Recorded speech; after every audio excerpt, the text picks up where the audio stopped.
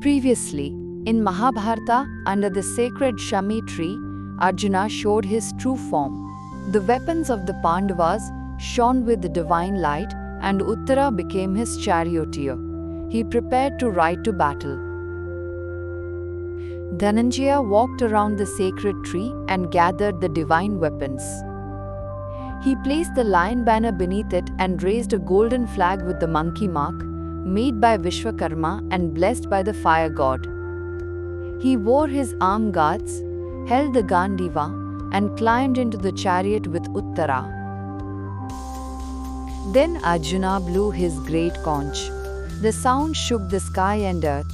Horses knelt, soldiers froze, and dust rose like a storm. Uttara was afraid.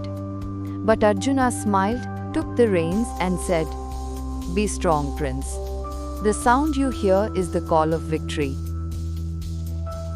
In the Kaurava camp, strange signs filled the sky. Fires dimmed, crows cried, and jackals howled. The soldiers dropped their weapons. Drona looked at the heavens and said, "It is Sabyasachi, the son of Kunti. He has come." Duryodhana stood in the council. The 12 years are over, but the 13th year is not. If Bibhatsu has come before the time, the Pandavas must go back to the forest. Whether it is Matsya or Partha, we will fight. Guard the cattle and take your positions. Karna laughed. "Why fear? I will face Bibhatsu alone. My golden arrows will fill the sky like rain. His Gandiva will fall silent before my strength." He raised his bow proudly. The world will see Arjuna's banner fall and his power fade. Krupacharya spoke sternly. "You talk with pride, O Karna, but forget who Arjuna is, the one who helped Agni, who defeated the Gandharvas and Danavas, and who fought beside Indra in heaven. Even the gods fear his aim. Be wise before you fight." Ashwatthama stood and said, "Karna, you boast but have no deeds. Have you ever defeated Arjuna, Nakula, or Sahadeva? You once insulted Draupadi in the court when she was dragged in pain. That revenge brings Arjuna here today.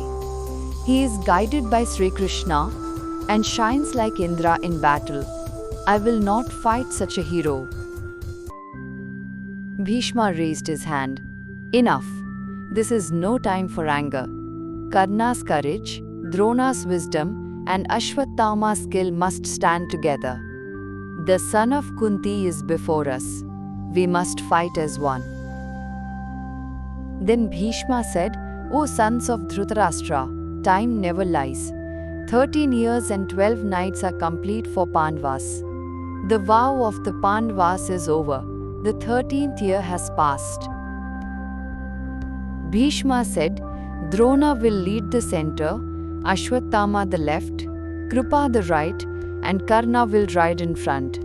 I will guard the rear. 1/4 of the army will move towards Hastinapura with the cattle to keep them safe. Let the drums sound. The sons of Pandu are near." Across the plains, the Kaurava army moved like a dark wave. Far away, the light of the Gandiva shone like fire.